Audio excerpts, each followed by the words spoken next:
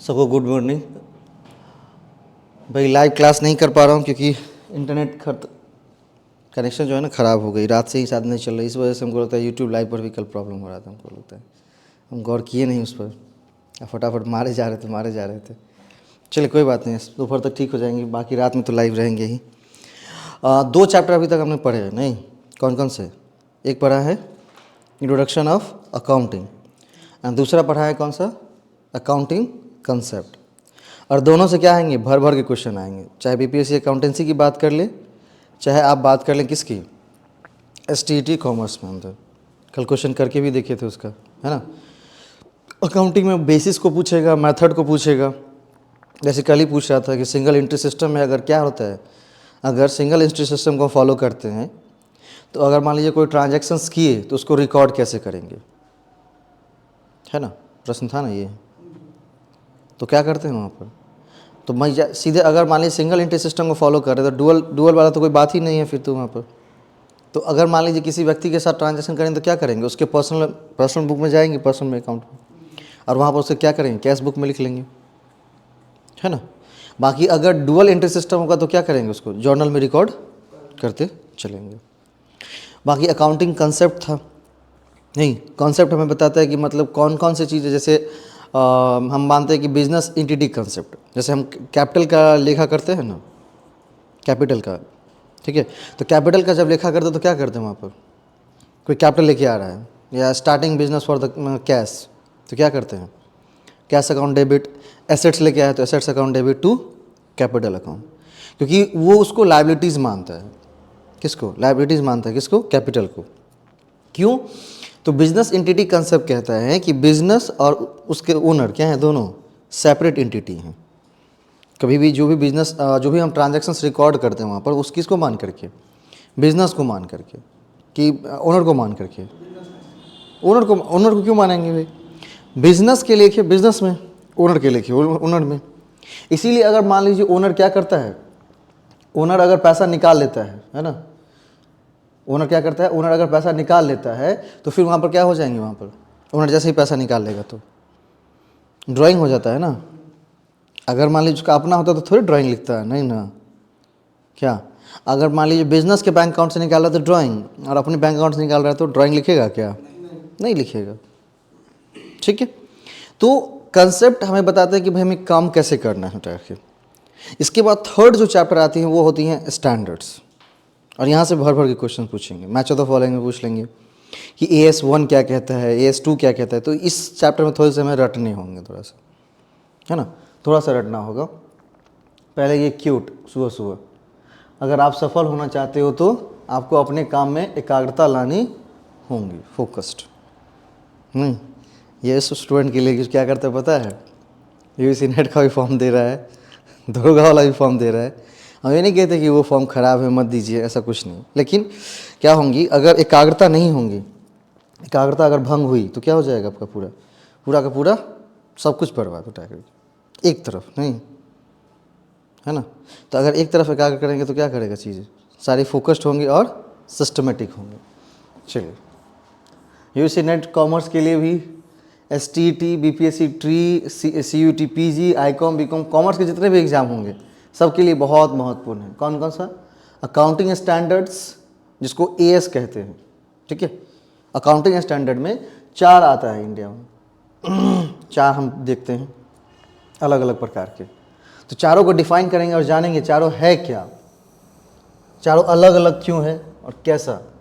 तो accounting standards को अगर लेंगे तो सबसे पहला क्या है? हमारा AS है, अकाउंटिंग स्टैंडर्ड है, जो कि ICAI के द्वारा बनाया गया है, नहीं, जो चार्टर अकाउंटेंट करवाती है संस्था।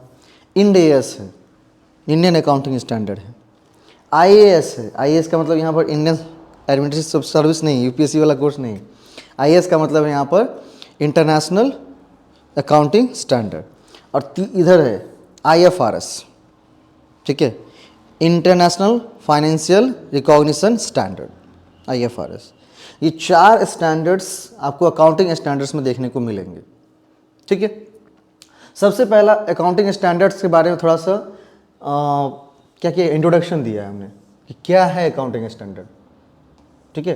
अगर ओवरऑल अकाउंटिंग स्टैंडर्ड को देखा जाए तो क्योंकि सब तो है स्टैंडर्ड ही, और जब सब स्टैंडर्ड ही है, चाहे IFRS हो, चाहे IAS हो, चाहे इंड AS हो, चाहे क्या हो AS हो, सब तो कहलाएगा अकाउंटिंग स्टैंडर्ड ही। तो अकाउंटिंग स्टैंडर्ड्स की ज़रूरत क्यों पड़ी है, क्या इसके मेजर प्रॉब्लम है? घबराइए नहीं, हिंदी भी है, हिंदी है, ठीक है, इसीलिए थोड़ा सा हमको समय लग रहा है इस बार, ठीक है। Accounting standard deal with the issue of, accounting standard की अगर हम बात करेंगे तो क्या करता है, कुछ इश्यूज के साथ डील करता है। क्या क्या इश्यूज के साथ डील करता है?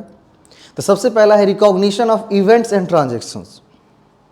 सबसे पहले क्या करेगा, कोई भी घटना, कोई भी लेन देन हो रहा है उसको रिकॉग्नाइज करना, उसको मान्यता देना, है ना। जब तक उसको मान्यता नहीं देगा अकाउंटिंग स्टैंडर्ड, तब तक उसको क्या कर सकते हैं, रिकॉर्ड कर सकते हैं क्या? नहीं। मान लीजिए कोई चीज़ स्टैंडर्ड बोलते हैं ना, स्टैंडर्ड को फुलफिल नहीं कर रहा है, तो क्या उस चीज़ को रिकॉग्नाइज करेंगे हम लोग? नहीं करेंगे ना। जो चीज़ हमारे स्टैंडर्ड को क्या करेगा, फुलफिल करेगा, उसी चीज़ को रिकॉग्नाइज करेंगे।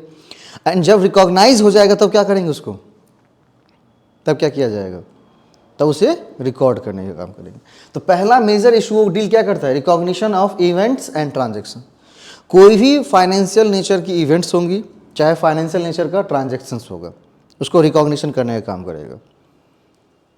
चारों पॉइंट्स है ये, क्वेश्चंस बन सकते हैं डायरेक्ट उठा करके, है ना, कि भाई why should need to accounting standard, या accounting standard deal with the issue of, कौन कौन से इशू के साथ डील करेगा। तो सबसे पहला क्या करेगा, रिकॉग्नाइज करेगा फाइनेंशियल इवेंट्स को, फाइनेंशियल ट्रांजैक्शंस को, ठीक है। Second, measurement of transaction and events. अब जो मतलब ट्रांजैक्शंस इवेंट को रिकॉग्नाइज कर लिया, उसको क्या करेगा, मेजर करेगा। मेजर का मतलब नहीं, मेजर करने का मतलब यहाँ पर उसको मनी टर्म में क्या करेगा, कंसीडर करेगा। फाइनेंशियल नेचर ट्रांजैक्शंस है ना, लेकिन मान लीजिए उस अगर वो मनी टर्म में नहीं है, मनी टर्म में क्या करेगा, उसको मेजर करने का काम करेगा, ठीक है। उसको कैलकुलेशन करने का काम करेगा, कितना हुआ है कैलकुलेट होकर के। अगली है presentation of transaction and events. अब उस ट्रांजैक्शन एंड इवेंट को क्या करेगा, प्रेजेंट करेगा। एंड डिस्क्लोजर रिक्वायरमेंट्स, ठीक है। अब उसको मतलब जितनी ज़रूरत है, मतलब जिस तरह की ज़रूरत है उस तरह से क्या करेगा, उसको डिस्क्लोज करेगा। अब यहाँ पर हम चारों चीज़ पढ़े, है ना। अगर आपको नोट्स बनाने तो कैसे बनाएंगे इसको, अगर इसको नोट्स बनाना तो कैसे लिखेंगे नोट, या याद कैसे रखेंगे टाइप के, कैसे? धीरज जी क्या नहीं बोल रहे हैं, ठंडा ज़्यादा लग रहा है, सो आपसे ज़्यादा ठंडा लगता है हमको, है ना। देखिए अकाउंटिंग स्टैंडर्ड अगर हमको इसको नोट्स बनाने हैं और याद रखने हैं तो मैं कैसे याद रखूँगा, सो बताता हूँ मेरा तरीका अपना, बाकी सबके अपने में तरीके होंगे, ठीक है। हम कैसे पहले क्या करेंगे, AS लिखेंगे, ऊपर में AS लिखेंगे, AS, ठीक है। क्या कर रहा है, तीनों चीज में देखेंगे events and transaction, event transaction, event and transaction, तीनों में है। तो क्या तीनों को इवेंट एंड ट्रांजैक्शन बार बार लिखने से बढ़िया एक बार लिख दूं, कॉमन निकाल लूं, तो हम क्या करेंगे, events and transactions, events and transaction, ठीक है। हम लिख लेंगे। नोट्स कैसे बनाते हैं सो देखिए, short notes, events and transactions, ठीक है। अब इवेंट्स एंड ट्रांजैक्शंस को क्या भाई, इवेंट्स अकाउंटिंग स्टैंडर्ड लिख दिया, इवेंट्स एंड ट्रांजैक्शंस को क्या क्या, तो इवेंट्स एंड ट्रांजैक्शंस को क्या करेगा, चार चीजें। पहला क्या करेगा, रिकॉग्नाइज करेगा, रिकॉग्निशन, ठीक है। अगला मेजर करेगा, मेजरमेंट। तीसरा प्रेजेंट करेगा, उस चीजों को प्रेजेंट करने का काम करेगा। एंड चौथा डिस्क्लोजर रिक्वायरमेंट्स, तो डिस्क्लोज क्या, तो उतना फर्शिया के लिखने की जरूरत नहीं ना है, हम लोग बच्चे थोड़े हैं कि उतना फर्शिया के लिखेंगे। अब अगर पहली बार आप कॉपी मतलब आज नोट्स बनाए, आप रात में पढ़ रहे हैं या कभी पढ़ रहे हैं, उसका मतलब अकाउंटिंग स्टैंडर्ड मतलब क्या, सर ने सिखाया था कि इवेंट्स एंड ट्रांजैक्शन को क्या करेगा, रिकॉग्नाइज करने का काम करेगा। First process recognise, second process measurement, third process presentation, and चौथा डिस्क्लोजर, खत्म। नहीं तो इस तरीके से अगर लिख लेते हैं और एक बार उसको पढ़ लेंगे तो याद हमेशा रहेगा। तो चार मेजर काम करता है अकाउंटिंग स्टैंडर्ड, ठीक है। ये मैं नहीं कह रहा हूँ, ये ICAI कह रहा है, भारत की टॉप लेवल संस्था।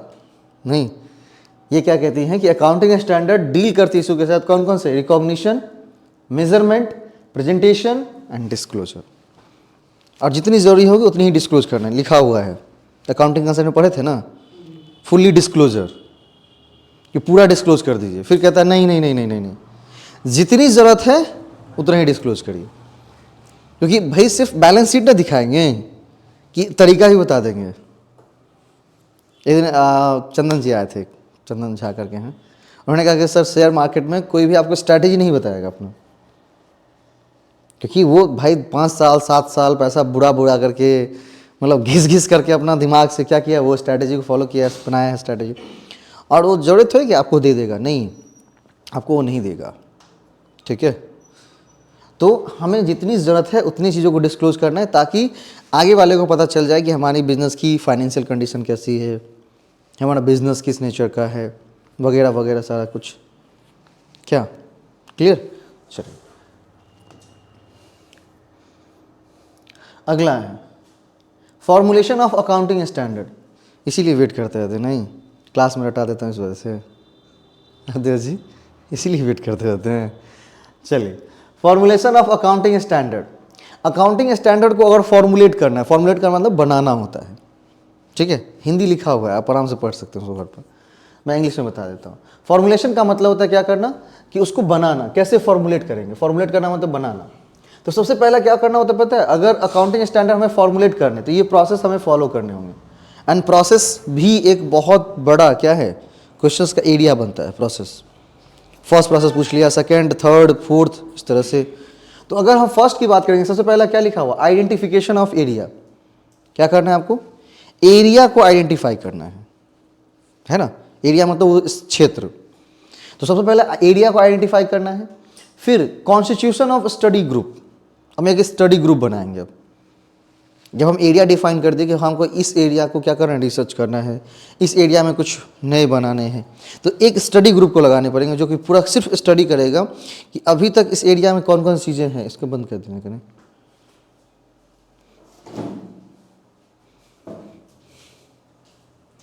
हम बोले होते थी लेने के लिए, नहीं ऊपर ऊपर ऊपर वाला आराम से, हाँ बस, थैंक यू। तो दूसरा, कॉन्स्टिट्यूशन ऑफ स्टडी ग्रुप क्या करेगा, एक स्टडी ग्रुप हम क्या करेंगे, कॉन्स्टिट्यूट करेंगे। क्योंकि विदाउट स्टडी ग्रुप हम क्या कर सकते, उस एरिया के बारे में डिफाइन कर ही नहीं पाएंगे, पता ही नहीं कर पाएंगे। तीसरी चीज होगी preparation of draft and it's circulation. कोई भी चीज़ वैसे नहीं बन जाता, उसका क्या होता है, ड्राफ्टिंग होता है। ड्राफ्टिंग मतलब उसके बारे में की इश्यूज लिखे जाएंगे, हम क्या करने जा रहे हैं, है ना, क्या इसके बेनिफिट्स हैं, विशेषता, उसके गुण लक्षण, सब कुछ। फिर उसके बाद ascertainment of views of different bodies of draft. अब क्या होंगे, उस ड्राफ्ट के ऊपर मतलब अलग अलग बॉडीज, मतलब अलग अलग जो लोग हैं, अलग अलग जो मंत्रालय है, अलग अलग जो नहीं, तो अलग अलग बॉडीज जो बनी हुई उसका हम क्या करेंगे, व्यूज लेंगे, विचार उसका लेंगे, ओपिनियन लेंगे। And finalisation of exposure draft, ED, exposure draft करते हैं, एक्सपोजर ड्राफ्ट। और उसके बाद मतलब उनसे विचार लेने के बाद, व्यूज लेने के बाद हम क्या करेंगे, फाइनल ड्राफ्ट फाइनलाइज करेंगे व्यूज लेने के बाद। जैसे अभी देखेंगे कि यूजीसी क्या करती है, कोई भी चीज़ नया फॉर्मुलेट करना है, अब देखिए वो ड्राफ्ट भेजती है। जैसे पीएचडी में संशोधन करना है तो ड्राफ्ट, अभी जैसे सीबीसीएस पूरा लगाना है तो ड्राफ्ट। ठीक है, पूरे सेंट्रल यूनिवर्सिटी का एक ही जगह पीएचडी एंट्रेंस टेस्ट होगा, उसके लिए ड्राफ्ट। और उस पर अलग अलग जो बॉडीज़ हैं, इंस्टीट्यूशंस हैं, विश्वविद्यालय है, लोग हैं, शिक्षाविद, उनसे व्यूज़ लेती है ना। क्योंकि मान लीजिए हम सिर्फ एक मतलब कोई भी व्यक्ति अगर मान लीजिए कोई काम करना शुरू कर रहा है तो एक एस्पेक्ट वो क्या करता है, कम से कम देख सकता है ना। मान लीजिए ग्रुप में लोग क्यों मतलब ग्रुपिंग करते हैं, मतलब जो मैनेजमेंट एक ग्रुप बनाया जाता है, फिर डिसाइड करते हैं क्यों। हो सकता है कि जिन चीज़ों को मैं ना देख पाऊँ वो चीज़ों को वो देख सकता है ना। अगला है comments received on exposure draft, modification on the draft और इशू ऑफ द एएस। फिर क्या किया जाएगा, फिर उस जो एक्सपोजर ड्राफ्ट हमने फाइनलाइज किया है उसको क्या किया जाएगा, पेश किया जाएगा। फिर वहाँ पर भी मॉडिफिकेशन किए जा सकते, कमेंट उस पर कमेंट लेंगे लोगों का, क्या कमेंट करता है। फिर लास्ट में मॉडिफिकेशन ऑफ द ड्राफ्ट, अगर कोई कमेंट आ रहा है, अगर सही कमेंट है तो उसको क्या करना है, उसको लिस्टिंग करनी है। And third is issue of the as. अब क्या किया जाएगा, एएस को इश्यू कर दिया जाएगा, एएस बनकर तैयार हो जाएगा। ठीक है, यही चीज़ें यहाँ हिंदी में दी गई। सबसे पहले क्षेत्र को पहचानना है, फिर अध्ययन समूह का गठन करना है, ड्राफ्ट तैयार करना, उसका वितरण करना, ड्राफ्ट पर अलग अलग निकायों के विचारों का पता लगाना, एक्सपोजर ड्राफ्ट को अंतिम रूप देना, एक्सपोजर ड्राफ्ट पर प्राप्त टिप्पणियाँ, ड्राफ्ट का संशोधन करना और एएस जारी करना। ठीक है, चलिए अब हम बात करते हैं सबसे पहले कि प्राइमरी रिसोर्स ऑफ एएस। अगर हम प्राइमरी रिसोर्स करें, बात करें एएस की, जिसकी बात करें कि भाई एएस का सबसे प्राइमरी रिसोर्स क्या है, तो प्राइमरी रिसोर्स का नाम देता है कौन सा, उसको गैप कहता है। क्या कहता है उसको? गैप। आप 11th में देखे होंगे, स्टैंडर्ड वाले चैप्टर में इसका नाम देखेंगे, किसका? गैप। गैप बोले तो जनरली एक्सेप्टेड अकाउंटिंग प्रिंसिपल, है ना, सामान्यतया, है ना। एक्सेप्टेड का मतलब स्वीकार, स्वीकार्य, अकाउंटिंग का मतलब लेखांकन, और प्रिंसिपल का मतलब क्या? सिद्धांत। मतलब सामान्य रूप से जो हर जगह माना गया है, एक्सेप्ट किया गया है, वो इसका प्राइमरी रिसोर्स है ना। जिस चीज़ों को मान लीजिए हम मानते हैं, अगर मान लीजिए कोई नियम बन रहा है तो उसको ध्यान में रखा जाता है ना। क्या? जैसे मान लीजिए कि अगर हम कोई एक कानून बन रहा है, एक भी मतलब मान लीजिए पूजा पर कोई कानून बन रहा है, दुर्गा पूजा पर, या कोई भी लाइसेंस इशू किया जाता है, सरस्वती पूजा आने वाला है तो फिर लाइसेंस इशू किया जाता है, तो जो मेजर क्या है उसका, हमारे जो मेजर हमारे हम चीज़ों को एक्सेप्ट किए हैं, उन चीज़ों को ध्यान रखेगा ना। थोड़े कहेगा कि मूर्ति नहीं लाई है तो मान लेंगे हम, नहीं मानेंगे, नहीं मानेंगे ना। क्यों? ये जनरली एक्सेप्टेड है कि भाई पूजा है तो मूर्ति लानी ही है, मूर्ति नहीं भसाइए मतलब पानी में, उसको प्रवाहित नहीं करिए, जल गंदा हो जाएगा। हम मानेंगे क्या? नहीं मानेंगे। तो उन सभी चीज़ों को ध्यान में रखकर क्या किया जाता है, सिद्धांत बनाए जाते हैं। मतलब कोई ऐसा मतलब लाइसेंस इशू करते वक्त ऐसा कोई नियम नहीं दे देगा आपको, स्वीकार ही नहीं है, क्योंकि फिर उसको लोग मानना ही बंद कर देंगे। और जब लोग मानना ही बंद कर देंगे तो फिर तो उसका कोई वजूद ही नहीं रहा, है ना। तो बोला modification of gap, generally accepted accounting principle. अब उसको क्या मिलता है? दो तरह से गैप, मतलब दो रिसोर्सेज मिलती हैं। पहली रिसोर्स मिलती है नेशनल गैप, जो हमारे राष्ट्र में क्या हुआ है, सभी जगहों पर एक्सेप्ट किया जाता है। तो अगर नेशनल गैप का हम नाम लेते हैं तो वहाँ पर क्या हो जाता है, इंड एएस है और एएस है। उसका क्या है? उसका इंड एएस है और एएस है। ठीक है, इंड एएस बोले तो इंडियन अकाउंटिंग स्टैंडर्ड, और एएस बोले तो अकाउंटिंग स्टैंडर्ड। और दूसरी चीज़ इसमें आती है आईएएस और आईएफआरएस। आईएएस बोले तो इंटरनेशनल अकाउंटिंग स्टैंडर्ड, और आईएफआरएस बोले तो इंटरनेशनल फाइनेंशियल रिकॉग्निशन स्टैंडर्ड। ठीक है, चलिए यहाँ पर तो कोर्स की डिटेल दिए गए इस पर। यहाँ से सबसे पहले इंड एएस, ये मैं 11th के लिए बनाया हुआ था नोट्स, 11th को पढ़ाने के लिए, लेकिन वो लोग कहा कि नहीं हमको हिंदी में पढ़ना है, तो बस उसको रोक दिया था। बाद में ज़रूरत पड़ गई उतार के। ठीक है, इंड एएस सबसे पहले किसके बारे में सुनते चलते हैं? इंड एएस के बारे में। Indian accounting standard developed by ASB. किसके द्वारा डेवलप किया गया है? एएसबी के द्वारा डेवलप किया गया। तो भाई ये एएसबी है क्या? तो एएसबी का फुल फॉर्म यहाँ पर लिखा हुआ, अकाउंटिंग स्टैंडर्ड बोर्ड। कौन सा? Accounting standard board, established by ICAI on 21st April 1977। ठीक है, एएसबी क्या है? अकाउंटिंग स्टैंडर्ड बोर्ड है, जिसको स्टैब्लिश किया गया था ICAI के द्वारा, है ना, institute of chartered accountants of India, ICAI के द्वारा। कब? 21 अप्रैल 1977 को। Introduced in companies act 2013 under section 133। और इंड एएस की चर्चा कहाँ मिलती है आपको? तो इंड एएस की चर्चा आपको मिलती है कंपनीज एक्ट 2013 के सेक्शन नंबर 133 में। ठीक है, नोट। अब यहाँ पर जब क्या होते हैं ना कि जब इंडियन अकाउंटिंग स्टैंडर्ड को मतलब फॉलो करने की बात आई थी कि अडॉप्ट किसको किसको करना है, क्योंकि जब अगर मान लीजिए रूल बन रहा है तो सबको तो अडॉप्ट करने पड़ेंगे ना, फॉलो करने पड़ेंगे। तो बोला कि अगर इंडियन अकाउंटिंग स्टैंडर्ड की बात करेंगे तो वहाँ किसको रूल फॉलो करने हैं, कैसे रूल फॉलो करना है, अडॉप्शन का क्या नियम बनाएंगे। तो बोला कि अडॉप्शन के लिए हम एक नियम बनाएंगे या एक क्राइटेरिया बनाएंगे जिसका नाम होगा नेटवर्थ। क्या नाम होगा उसका? नेटवर्थ। सुनते हो ना, इस कंपनी की नेटवर्थ इतनी है, इस कंपनी की नेटवर्थ इतनी है। तो नेटवर्थ निकालते कैसे हैं? ठीक है, तो नेटवर्थ निकालने के लिए क्या करना होता है? Assets minus liabilities. एसेट्स में से लायबिलिटीज को घटाना पड़ेगा, तब जाके आपकी नेटवर्थ निकलती है। ठीक है। अब net worth capital, equity share capital, preference share capital plus reserve, ठीक है। और एक चीज सुनते होंगे आप कि कैपिटल का भी डेफिनेशन क्या होता है, एसेट्स माइनस लायबिलिटीज। नहीं, अगर अकाउंटिंग इक्वेशन में जाएंगे तो हमारा क्या वहां पर फॉर्मूला, कैपिटल का भी फॉर्मूला है एसेट्स माइनस लायबिलिटीज, और नेटवर्थ का भी हमने फॉर्मूला क्या दिया, एसेट्स माइनस लायबिलिटीज। मतलब नेटवर्थ इज बिल्कुल exact equal to capital. And capital में क्या क्या चीजें कंसिडर हो जाएंगी, equity share capital, preference share capital, reserve and surplus, जो हम रिजर्व बना के रखे हुए हैं। तो इस नेटवर्थ के बेस पर क्या करना होगा आपको, इस नेटवर्थ के बेस पर कंपनियां अडॉप्ट करेंगी किसको, इंड एएस को, इंडियन अकाउंटिंग स्टैंडर्ड को। लिखा द इंडियन अकाउंटिंग स्टैंडर्ड, इसी को लिखा गया है ना। Indian accounting standard were notified by the Indian government in 2015.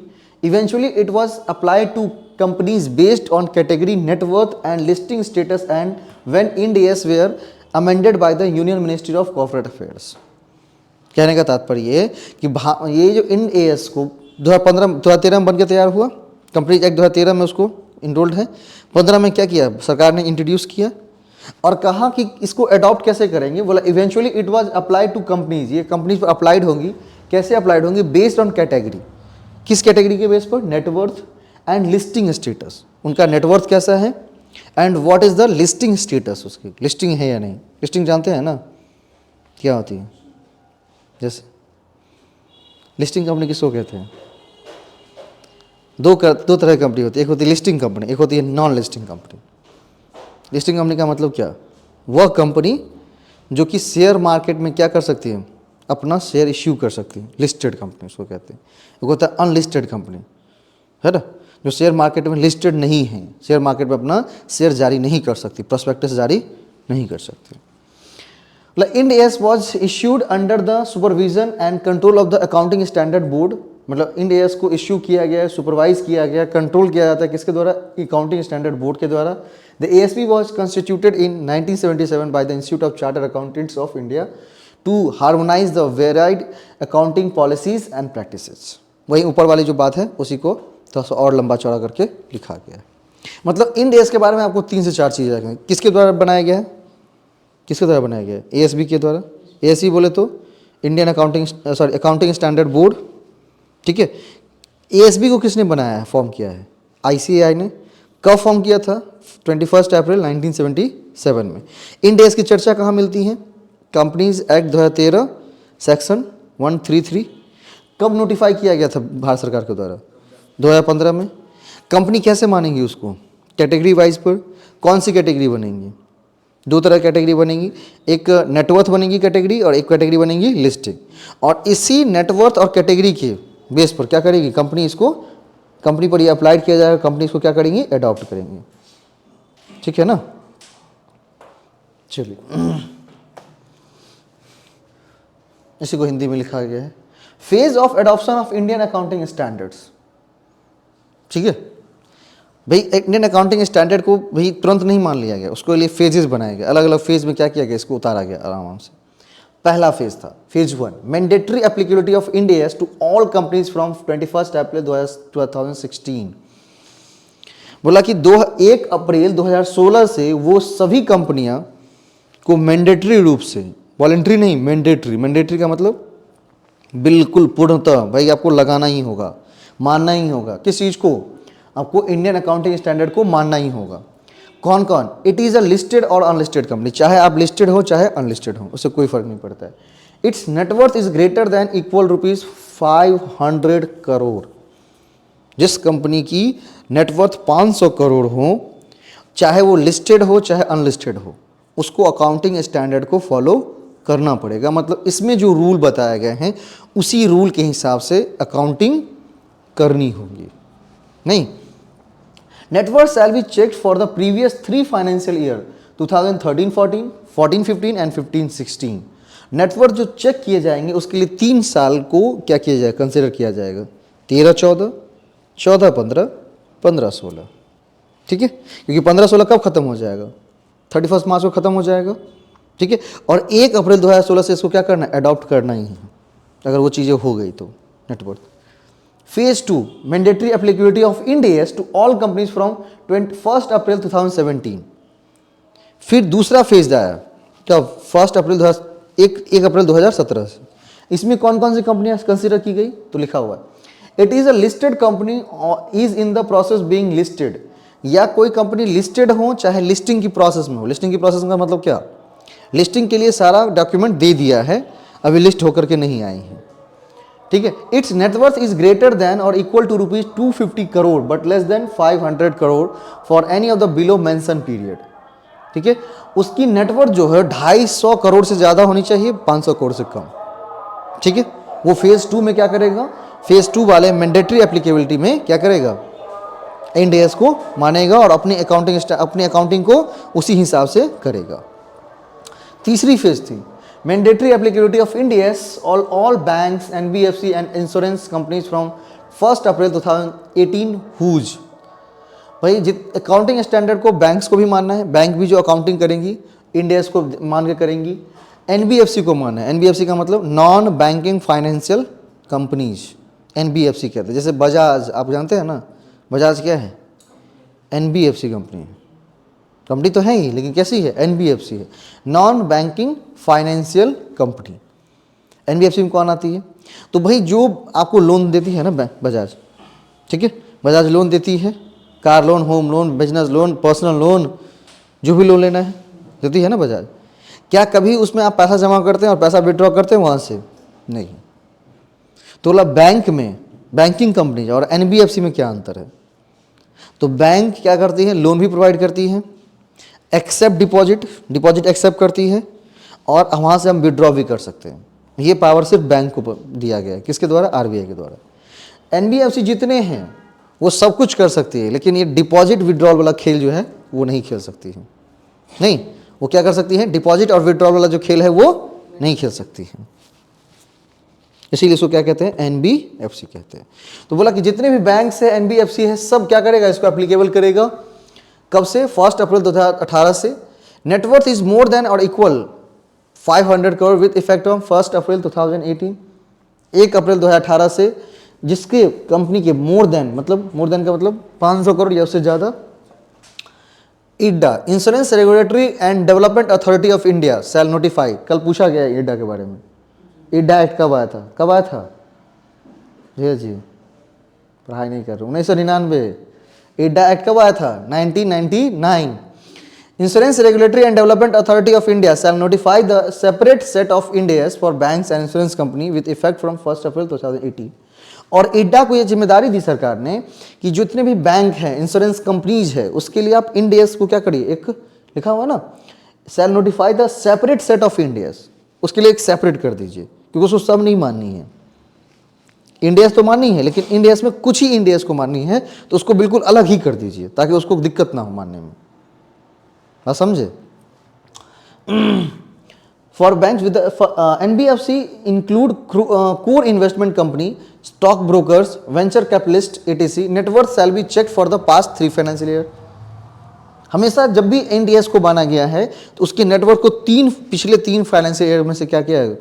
जब भी नेटवर्क चेक किया गया है तो पिछले 3 फाइनेंशियल ईयर को वो कंक्लूड किया है। अब जैसे 1 अप्रैल 2018 मानना है तो उसके लिए क्या 3 फाइनेंशियल ईयर क्या हो जाएगा? पिछला वाला 15-16, 16-17, 17-18। नहीं, अगर 18 से मान लीजिए 1 अप्रैल 2018 से मानना है किसी चीज़ को तो क्या हो जाएगा? उसके लिए 3 फाइनेंशियल ईयर क्या हो जाएंगे? 15-16, 16-17 और 17-18। चलिए फेज 4, ये लास्ट फेज थी। All NBFC whose net worth is more than और equal to 250 crore but less than 500 crore shall have Ind AS mandatory applicable to then with effect from 1 April 2019। जितने भी एनबीएफसीज हैं उसकी अगर नेटवर्थ 250 करोड़ या उससे ज़्यादा हो तो उनको भी 1 अप्रैल 2019 से इंडियन अकाउंटिंग स्टैंडर्ड को फॉलो कर लेनी है।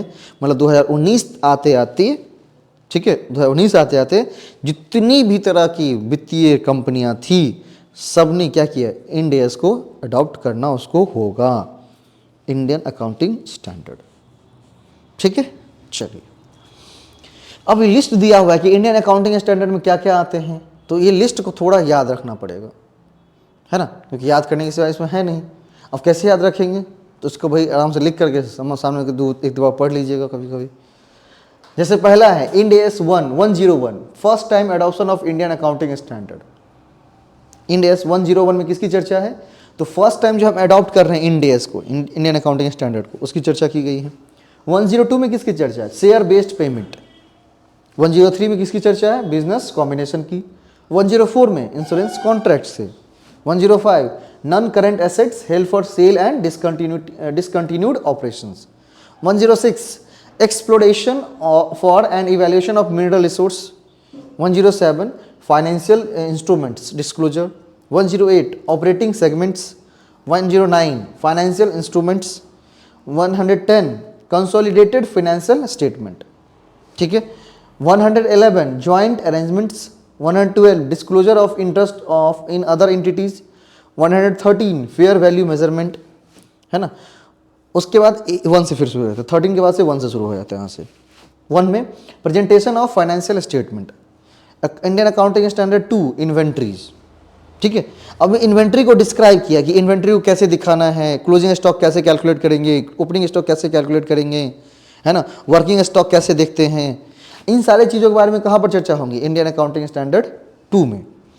Accounting standard 7 statement of cash flow. AS 8 accounting policy changes in accounting estimates and errors. अब बोलेंगे 2 के बाद सीधे 8 7 लिखा हुआ है, 3 4 5 6 कहाँ गया उठा के। तो क्या होती है, कभी कभी बीच बीच में अमेंडमेंट होती रहती है, तो उस चीज़ों को निकाल लिया जाता है, नई चीज़ों को इंट्रोड्यूस कर दिया जाता है, ठीक है। अब अभी तुरंत अमेंडमेंट तो होना नहीं है, तो आप उसको याद रख सकते हैं। Ind AS 8 accounting policy changes in accounting estimates and errors. AS 10 events after reporting period. 12 income tax. 16 property plant and equipment. Ind AS 17 leases. Ind AS 19 employee benefits. Ind AS 20 accounting for government grants and disclosure of government assistance. Ind AS 23 effects of change in foreign exchange rate. Foreign exchange rate में जो क्या changes आती हैं उसकी चर्चा कहाँ पर, end AS 23 में। इंड AS 27 कल पढ़ाए हुए हैं फॉरेन एक्सचेंज वाला, याद आया क्वेश्चन STT में क्या पूछा था कि अगर हम फॉरेन ब्रांच के लिए, ब्रांच अकाउंटिंग का क्वेश्चन है वो, कि अगर हम फॉरेन ब्रांच के लिए कोई एसेट्स परचेज करते हैं, ठीक है, तो उसके लिए जो हम क्या करेंगे, उसका रेट जो होगा, उसका जो रेट कन्वर्जन रेट जो होगा वो कैसे होगा। तो जिस दिन हम परचेज करते हैं उस दिन जो फॉरेन एक्सचेंज का रेट होगा वही उसका क्या रहेगा, कन्वर्जन रेट रहेगा। क्लियर, हाँ। इसके बाद Ind AS 23 the effects of change in foreign exchange rate. Ind AS 27 separate financial statement. Ind AS 28 investment in associates and joint ventures. Ind AS 33 earning per share. 34 interim financial reporting. 36 impairment of assets. 37 provision contingent liabilities and contingent assets. Ind AS 38 intangible assets. Ind AS 40 investment property और Ind AS 41 agriculture, ठीक है। ये उसकी listing है, मैंने इसका PDF बना करके यही दिया है, नहीं STT वाले जो बैच है उसमें भी चला गया है, रात में मैंने डाल दिया है। सोच रहा था कि लाइव करे तो सबका एक साथ हो जाएगा, नहीं वो एप्लीकेशन पर पूरा, हाँ एप्लीकेशन में पूरा डाल दिया गया उठा के। ग्रुप में डाले तो एप्लीकेशन में जाता ही नहीं है ना, हमें एप्लीकेशन की रीच बढ़ाना है, तो ऐसा खर्चा उसी लिए किया गया है ना। इंड AS 41 उसको डाउनलोड कर सकते हैं, अपने आप मोबाइल में आ जाएगा डायरेक्ट से, ठीक है। परमिशन दी है सब में। मैं सोचा था कि उसमें नया फीचर ऐड हुआ है क्या, अगर मान लीजिए एक में स्टार्ट करते हैं लाइव, सबको जोड़ दीजिए, कनेक्ट कर दीजिए, सब में लाइव एक साथ स्टार्ट हो जाएंगे। तो वही सोच रहे थे प्लान करें, लेकिन हाय रे मेरी किस्मत, लोग कहा कि भाई जियो छोड़ करके इसको लगा लीजिए, एयरटेल लगा लीजिए, उसका भी वही हाल है जैसा उसका हाल है पूरा करके। मैंने उससे बढ़िया 5G चलता है, सच बात अगर पूछे तो। अगर हमको जियो फाइबर से बढ़िया करे, वाईफाई चलता है, 5G चलता है उठा के। कुछ बोला जियो का स्लो चलता है तो एयरटेल लिए, अब एयरटेल का स्लो चलने लगा, अब तो हमको लगता है दो करने पड़ेंगे। अब हमको लगता है 2 करने पड़ेंगे, सही बात कह रहा हूँ, नहीं होगा पाएगा फिर से। एक इसको लगाया है, एक उसको लगाना पड़ेगा, क्योंकि दोनों एक साथ ख़राब नहीं हो सकते ना। अब जैसे ये ख़राब हुए तो लाइव क्लास पूरी ऑफ, अब इसको सारा रिकॉर्ड करो, फिर इसको चढ़ाओ डाउनलोड करके। अब वो सारे बैच में कम से कम BPSC वाला में जरूरी है, ICOM 11th वाला में ज़रूरी है, CBCS कॉमर्स में ज़रूरी है, उसके बाद कौन सा है STT में ज़रूरी है। तो कम से कम 5 बैचेज़ में हमको क्या करने पड़ेंगे पता है, इसको अपलोड करने पड़ेंगे। अगर 10-10 मिनट भी लगता है तो कितना हो गया, 1 घंटा का काम हम बैठे रहेंगे उठा के। और अगर लाइव हो जाता तो क्या होता, ऑटोमेटिक सब में अपने आप रिकॉर्ड हो जाता। चलिए, अकाउंटिंग स्टैंडर्ड एएस। अब दूसरे इंडेस को पढ़ लिया ना नेशनल गैप में, नेशनल गैप में इंडेस को पढ़ लिया जीएडी पे। अब पढ़ते हैं किसको, एएस को, अकाउंटिंग स्टैंडर्ड्स को। बोला डेवलप्ड बाय आईसीएआई, किसके द्वारा स्टार्ट किया गया है, आईसीएआई के द्वारा। ठीक है, ICAI institute of chartered accountants of India established on 21 जुलाई 1949, आज़ादी के 2 साल बाद 1 जुलाई 1949 को दिल्ली में हेडक्वार्टर, इसका हेडक्वार्टर कहाँ है, दिल्ली में, वहाँ इस्टेब्लिश किया गया था। Company having net worth below 250 crore follow as. और इसने सीधा सीधा कह दिया कि देखो भाई, हम नहीं जानते कि तुम एनबीएफसी हो, हम नहीं जानते कि तुम इंश्योरेंस हो, हम नहीं जानते कि तुम बैंकिंग हो, कोई भी कंपनी हो, अगर नेटवर्क 250 करोड़ से ज़्यादा हुआ ना तो तुमको मानना होगा। क्योंकि इन डेज में प्रॉब्लम क्या था, उसने सबको अलग अलग डिफाइन किया है। एनबीएफसी इसका होगा तो फेज़ 1 में अडॉप्ट करना है, फेज़ 2 में अडॉप्ट करना है। इसे सीधा कंपाइल करके कह दिया कि नहीं भाई, सीधा 250 करोड़ ज़्यादा हुआ, अकाउंटिंग स्टैंडर्ड फॉलो होने शुरू हो जाएंगे। ठीक है, process and formulation of accounting standard. The institute of chartered accountants of India being a premier accounting country took upon itself the leadership role by constituting the accounting standard ASB in 1977। इसने 1977 में भी अपना बहुत महत्वपूर्ण role अदा किया है, जब उसने एएसबी की स्थापना की थी। और जो एएसबी क्या किया है, 2013 कंपनीज एक्ट में किसको डाला है, इंड एएस को डाला है ना।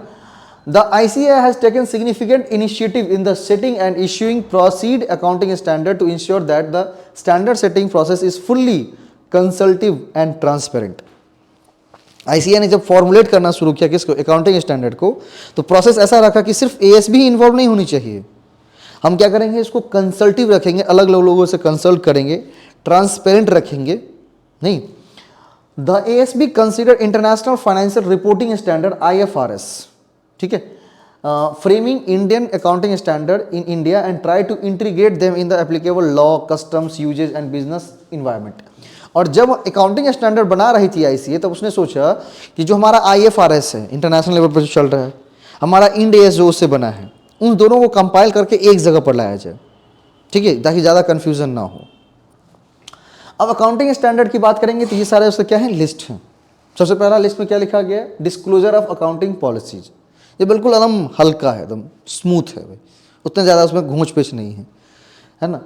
AS2 valuation of inventories, AS3 cash flow statement, AS4 contingent and events occurring after balance sheet date.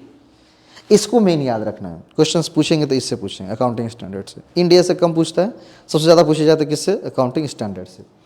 Accounting standard 5 net profit और लॉस फॉर द पीरियड, ठीक है, prior period items changes in accounting policies. ठीक है, net profit की चर्चा फिर 5 में। Accounting standard 7 किसकी चर्चा है, कंस्ट्रक्शन कॉन्ट्रैक्ट्स, कॉन्ट्रैक्ट अकाउंटिंग।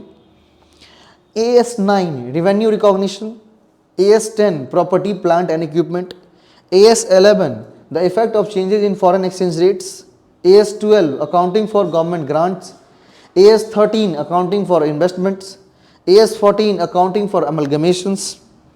ठीक है, AS18 related party disclosure, AS19 lease, AS20 earning per share, AS21 consolidated financial statement, AS22 accounting for taxes on income, AS23 accounting for investment in associates in consolidated financial statement, AS24 discontinuing operation, AS25 interim financial reporting, AS26 intangible assets। Goodwill सब की चर्चा यहीं पर होती है।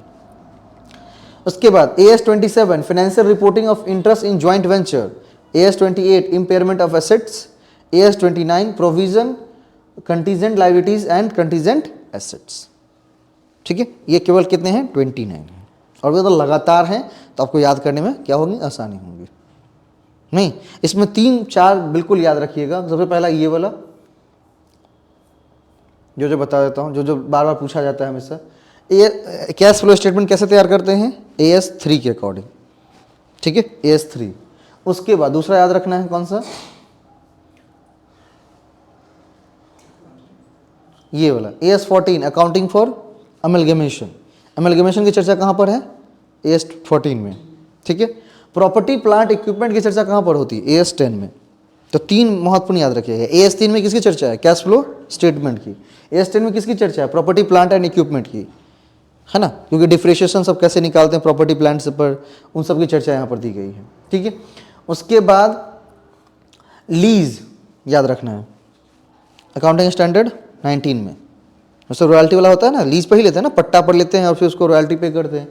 ठीक है, उसके बाद 20 में अर्निंग पर शेयर, ये याद रखना है। 26 इंटेंजिबल एसेट्स याद रखना है। ठीक है, और AS 21 कंसोलिडेटेड फाइनेंशियल स्टेटमेंट। तो 19, 20, 21 और 26 इस बार यूजीसी नेट में आया था। ठीक है, 19, 20, 21 and 26 match of the following.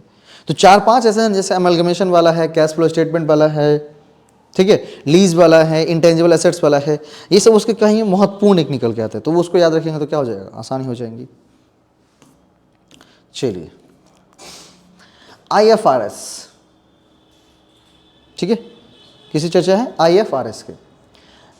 Standards are developed bye और 2 standard setting boards, the international accounting standard board and international sustainability standards board. IASB established on 21 अप्रैल 2001। इसका एक छूट गया क्या पेज इसमें? एक मिनट देखने दीजिए। प्रोसीजर,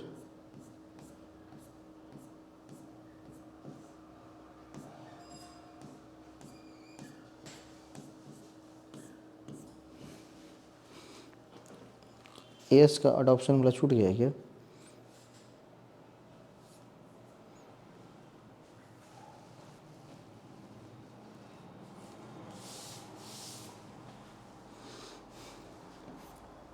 ये इसका शायद हमको लगता है इसमें एक स्लाइड छूट गया है हमको लगता है IFRS से पहले। अच्छा, चलिए IFRS को तो पढ़ते हैं, है ना।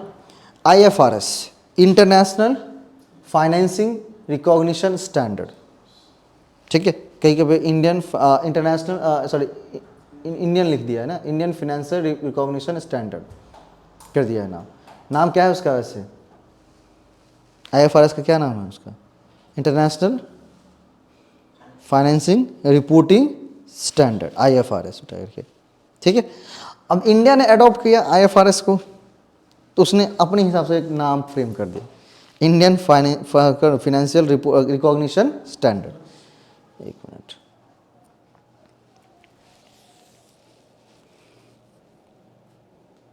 तो एक स्लाइड छूटे हैं इसमें, ऐसे मिल जाएगा।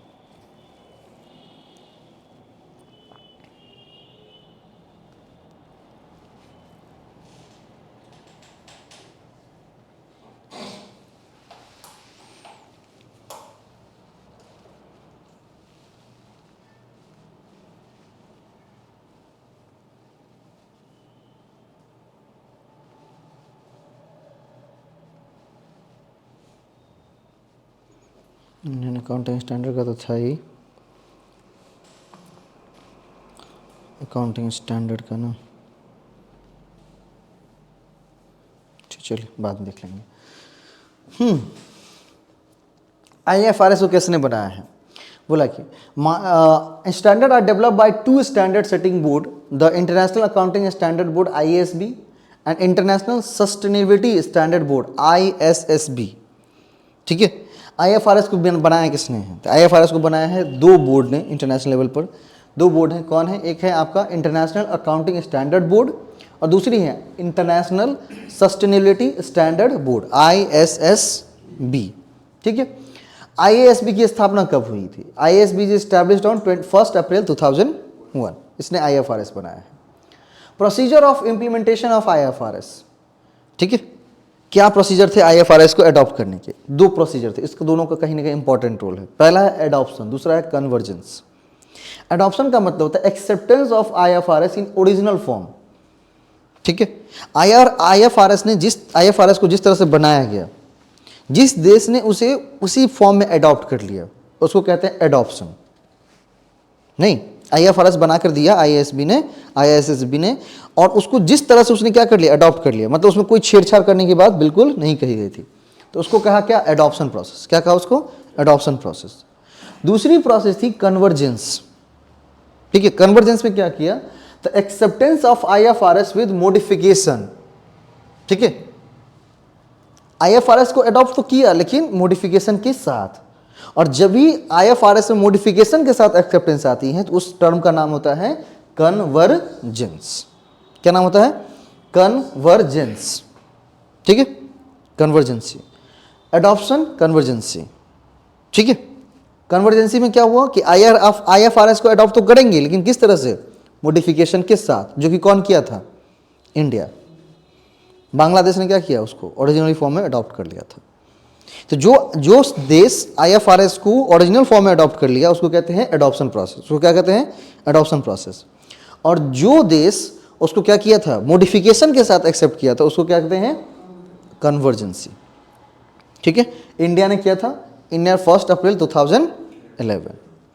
ICAI announced that IFRS adopted by companies. ठीक है, ICAI ने क्या किया, अनाउंस किया कि देखो भाई तुमको क्या करना है, अडॉप्ट करना है। तो कब, इंश्योरेंस कंपनीज 1/4/2012, जितनी भी भारत में इंश्योरेंस कंपनी चलती हैं वो सभी IFRS को अडॉप्ट करेंगी, कन्वर्जेंस के साथ हमने बनाई है। किस डेट से, 1/4/2012 से। ये सारा का बात कहाँ पर, इंडिया से पहले का है, अकाउंटिंग स्टैंडर्ड से पहले की बात है। फिर उसके बाद बैंकिंग कंपनीज जिसका नेटवर्थ एक्सीड होगा 300 करोड़ से, वो कब अडॉप्ट करेंगे, 1/4/2013 से।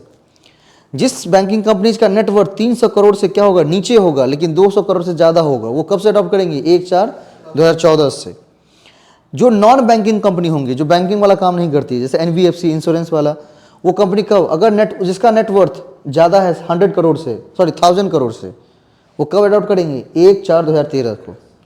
और जिसकी नेटवर्थ 500 करोड़ से ज़्यादा हो और 1000 करोड़ से कम हो, वो कब अडॉप्ट करेंगे, 1/4/2014 से। ठीक है, ये ICAI का अनाउंसमेंट डेट था कि कौन कौन से दिन हमको क्या करना है, अडॉप्ट करना है। Procedure of implementation of IFRS। फिर बोला cooperative bank with net worth 200 crore will not be required to adopt IFRS। Question यहां से पूछता है, ठीक है, कि IFRS को किसको अडॉप्ट नहीं करना था। बोले उसको कोई रिक्वायरमेंट नहीं है IFRS अडॉप्ट करने की, उसको कोई समस्या नहीं होंगी। ICAI ने ऐसा अनाउंसमेंट किया था। किसके लिए किया था, वो था कोऑपरेटिव बैंक। कोऑपरेटिव बैंक जानते हैं ना, सहकारी बैंक, जो समूह में लोग बनाते हैं, 20-25 लोगों का समूह बना लिया, एक बैंक फॉर्म कर लिए, जो विड्रॉल कर रहा है, डाल रहा है, पैसा निकाल रहा है, जिसको RBI से लाइसेंस मिली रहती है ना। तो cooperative bank with net worth 200 crore will not be required to adopt IFRS। वो क्या करेंगी, IFRS को उसको अडॉप्ट करने की जरूरत नहीं है, उसको रिक्वायरमेंट नहीं है। तो बोलेगा कि IFRS को अडॉप्ट करने की जरूरत किसको नहीं थी, उसका नाम क्या था, क्या नाम होगा जी, IFRS को किसको अडॉप्ट करने की जरूरत नहीं थी, तो कोऑपरेटिव बैंक को नहीं थी, जिसका नेटवर्थ 200 करोड़ से क्या होगा, जिसका 200 करोड़ या उससे कम होगा, उसको IFRS अडॉप्ट करने की जरूरत बिल्कुल नहीं है। बात क्लियर। अब एक उसमें वर्ड आता है कार्व, CARV, कार्व। ठीक है, कार्व का मतलब होता है difference between IFRS and IND AS। Curve का मतलब होता है कि IND AS में, इंडियन अकाउंटिंग स्टैंडर्ड में, और IFRS के बीच जो डिफरेंस है उसको क्या कहते हैं, कार्व कहते हैं। क्या कहते हैं उसको, कार्व कहते हैं। अब कार्व में दो वर्ड होते हैं, एक होता है कार्व इन, एक होता है कार्व आउट। कार्व इन का मतलब है things not in IFRS but included in IND AS। जो चीजें IFRS में नहीं थी लेकिन मॉडिफिकेशन के टाइम पर IND AS में क्या की, उस चीजों को शामिल की गई थी, उसको क्या कहते हैं, curve in.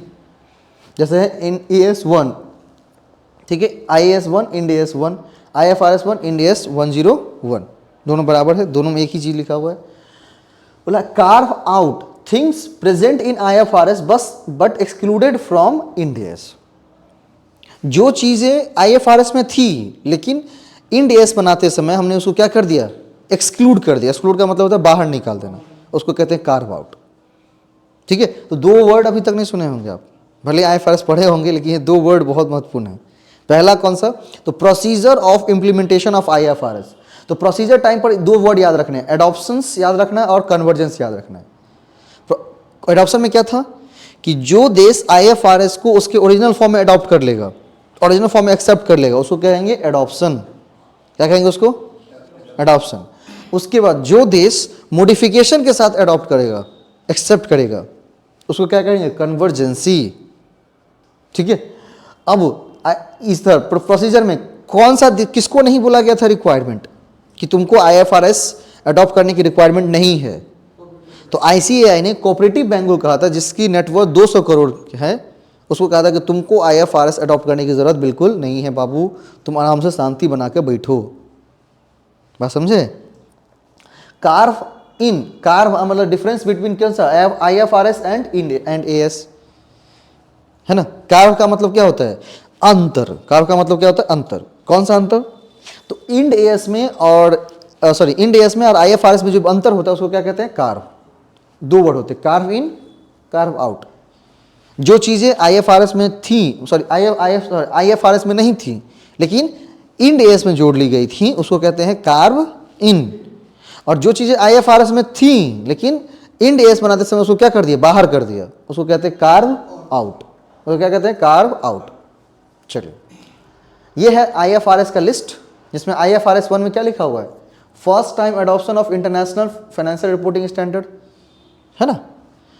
IFRS 2 share based payment, IFRS 3 business combination, IFRS 5 non current assets held for sale and discontinuing operation, IFRS 6 exploration for an evaluation of mineral resource, IFRS 7 financial instruments disclosure, IFRS 8 operating segments, IFRS 9 financial instrument, IFRS 10 consolidated financial statement, IFRS 11 joint arrangements, IFRS 12 disclosure of interest in other entities, IFRS 13 fair value measurement, IFRS 14 regulatory deferral accounts। ठीक है, ये सारी चीज़ें यहाँ पर हो जाएंगी IFRS 14 तक। 1 से लेकर कहाँ तक? 14 तक। क्लियर है? कोई दिक्कत नहीं? चलिए, बोर नहीं ना हो रहे हैं? हाँ, IAS अब तीसरा लास्ट नाम होगा ये, क्योंकि 3 हमने पढ़ लिया है। कौन कौन सा? Ind AS, AS, IFRS। अब लास्ट हमको पढ़ना है international accounting standard, IAS, developed by IASC। इसको किसने डेवलप किया था? IASC ने। IASC बोले तो इंटरनेशनल अकाउंटिंग स्टैंडर्ड कमिटी। पहले इंटरनेशनल लेवल पर संस्था कौन थी? इंटरनेशनल अकाउंटिंग स्टैंडर्ड कमिटी थी। जब बाद में IAS क्या बना? IASB बना, तो इसने ये क्या हो गया? ये अपने आप खत्म हो गया। ठीक है, जैसे IASB बना, इंटरनेशनल अकाउंटिंग स्टैंडर्ड बोर्ड बना, तो इंटरनेशनल अकाउंटिंग स्टैंडर्ड जो कमिटी थी वो खत्म हो गई उसी दिन से। उसको रिप्लेसमेंट, क्वेश्चन ये भी आ सकता है, क्वेश्चन अगर पूछेंगे तो, कि भाई IASB ने किस संस्था को रिप्लेस किया था? IASB ने किस संस्था को रिप्लेस किया था? तो IASB ने जो है किसको रिप्लेस किया था? IASC को रिप्लेस किया था। एस्टैब्लिश्ड ऑन 20 जून 1973, 1973 में बना। इन लंदन, हेडक्वार्टर कहाँ पर है? लंदन में हेडक्वार्टर है इसका। India ICAI with 74 other country is member of IASC। और इंडिया के साथ साथ 74 और ऐसे देश हैं जो कि IASC के मेंबर हैं।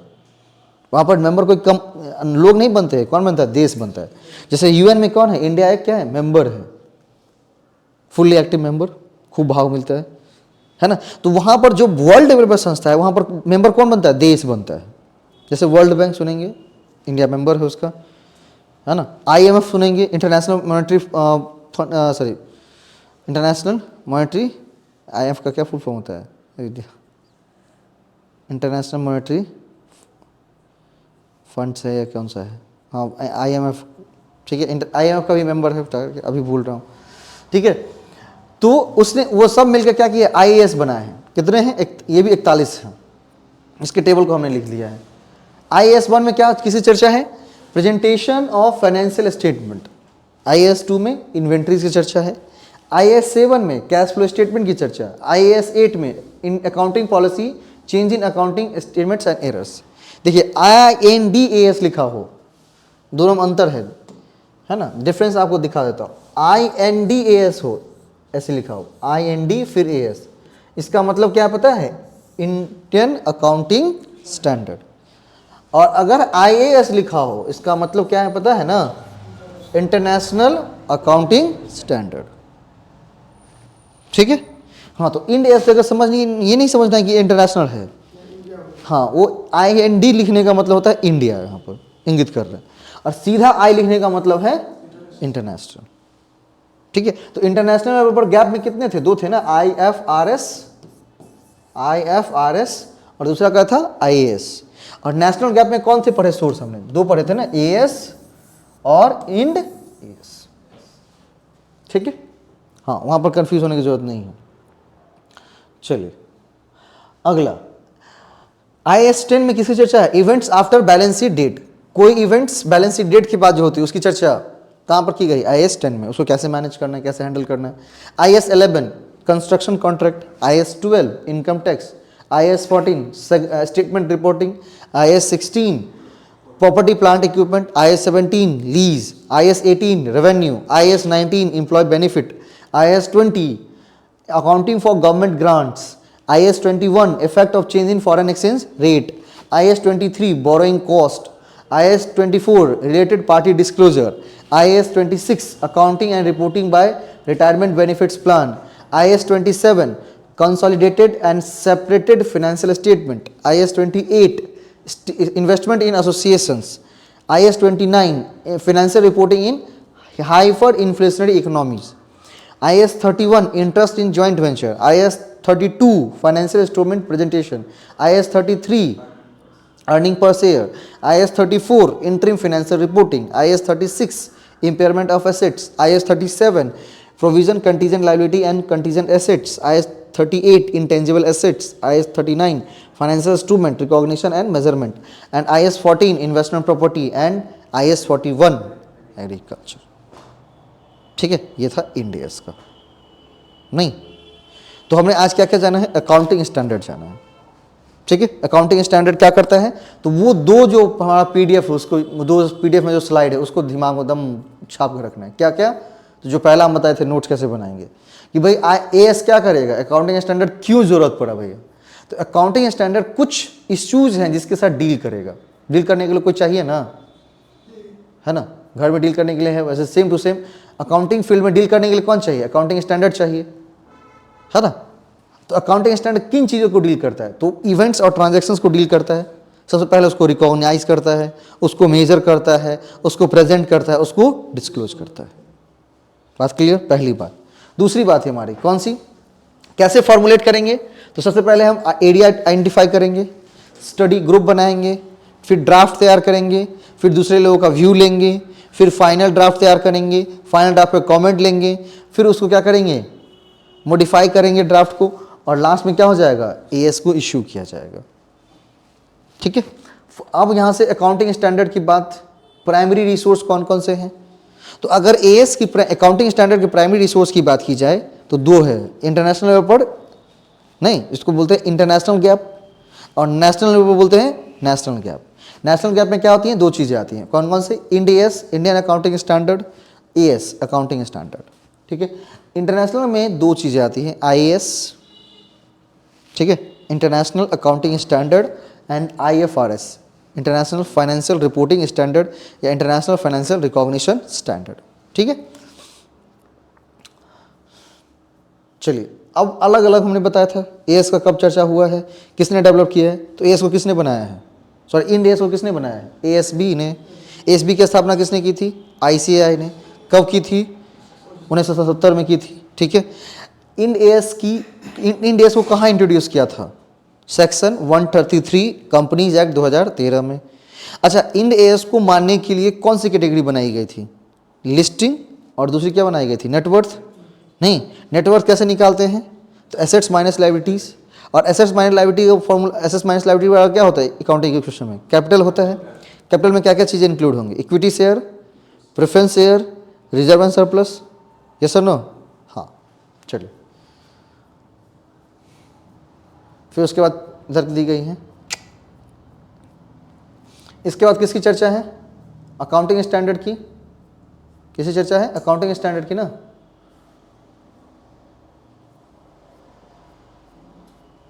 अकाउंटिंग स्टैंडर्ड की चर्चा है। किसके द्वारा डेवलप किया गया है? आईसीएआई के द्वारा। आईसीएआई की स्थापना कब हुई थी? 1 जुलाई 1949 को। हेडक्वार्टर कहाँ पर है? दिल्ली में है। इसने क्या कहा था? सीधी बात, नो बकवास। जिस भी कंपनी की नेटवर्थ क्या होगा, 250 करोड़ से ज़्यादा होगा, उसको यस फॉलो करना है ना। कब करना है, नहीं करना है, उतना माथापच्ची हमको नहीं करना है, ऐसा बोला उन्होंने। ठीक है।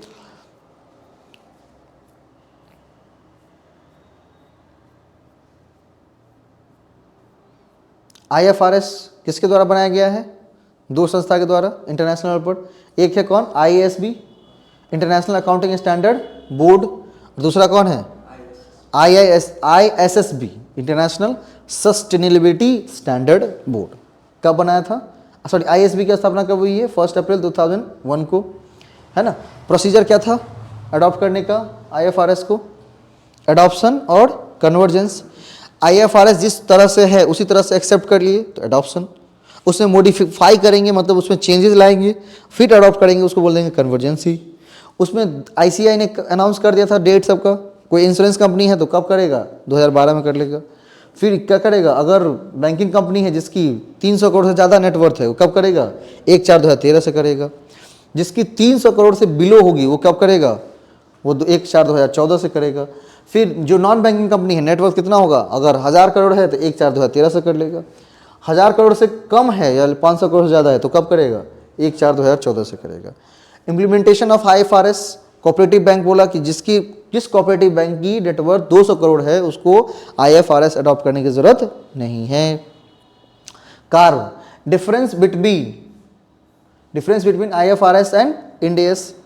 कार्व इन का मतलब जो चीज़ें आईएफआरएस में हैं, सॉरी जो आईएफआरएस में नहीं है उसको इंड एएस में लाया गया मॉडिफिकेशन के थ्रू, उसको क्या कहते हैं? कार्व इन। और जो चीज़ें आईएफआरएस में थी लेकिन इंड एएस में नहीं लाई गई उसको कहते हैं कार्व आउट, बाहर निकालो। ठीक है, सारा का लिस्टिंग दिया हुआ है। इसके बाद लास्ट था हमारा IAS, international accounting standard board. किसके द्वारा डेवलप किया गया है? आईएएससी के द्वारा डेवलप किया गया है ना। आईएएससी इंटरनेशनल अकाउंटिंग स्टैंडर्ड कमिटी, जिसकी स्थापना हुई थी 20 जून 1973 को। इंडिया भी इसका मेंबर है। और इसमें जाने के बाद, आईएएस में जाने के बाद, ठीक है, आईएएस के बनने के बाद क्या बनाया उसने? इंड एएस बनाया है ना। क्या बनाया है? इंड एएस बनाया है। वैसे नहीं बनाया, वो क्या बनाया? इंड एएस तब बनाया गया है इसका।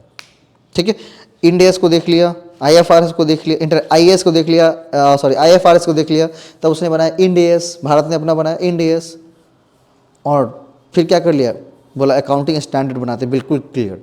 अब तक जितने पढ़े होंगे सबसे क्लियर कौन दिखता है? As, accounting standard. इसलिए लगभग कंपनी एएस को फॉलो करके अपना आगे निकलती हैं, है ना। तो एएस में याद रखना है, कौन कौन सा एएस याद रखना पता ही दिया है हमने। क्या लेके याद रखना है? एएस 3 याद रखना है, जिसमें कब किसी चर्चा है? कैश फ्लो स्टेटमेंट की। एएस 10 याद रखना है। एएस 10 में किसकी चर्चा है? एएस 10 में एएस 10 में प्रॉपर्टी प्लांट इक्विपमेंट की। एएस 14 में किसकी चर्चा है? अमलगमेशन की चर्चा है। एएस 19 में किसकी चर्चा है? लीज की चर्चा है। एएस 20 में अर्निंग पर शेयर, ईपीएस, मतलब हर एक व्यक्ति का अर्निंग पर शेयर क्या होगा। मान लीजिए कोई 1000 शेयर रखा हुआ और उसका अर्निंग हो रहा है 2000 रुपया, इसका मतलब क्या? पर शेयर कितना रुपया इनकम हुआ? 2 रुपया ना। इसके बाद है हमारा कौन सा? 24 इंटरिम फाइनेंशियल रिपोर्टिंग। मतलब अगर बीच में ही हम दूसरे कंपनी के साथ मर्ज हो रहे हैं, अपनी कंपनी को रिकंस्ट्रक्ट कर रहे हैं, थोड़ा सा छोटा कर रहे हैं, तो क्या करेंगे? इंटरिम फाइनेंशियल रिपोर्टिंग करेंगे। 26 में किसकी चर्चा है? इंटेंजिबल एसेट्स की चर्चा है। तो अकाउंटिंग स्टैंडर्ड को याद रखना है, उससे काम अपना हो जाएगा भाई, उससे कोई ज़्यादा उस पर नीचे करने की ज़रूरत नहीं है। ठीक है, हाँ।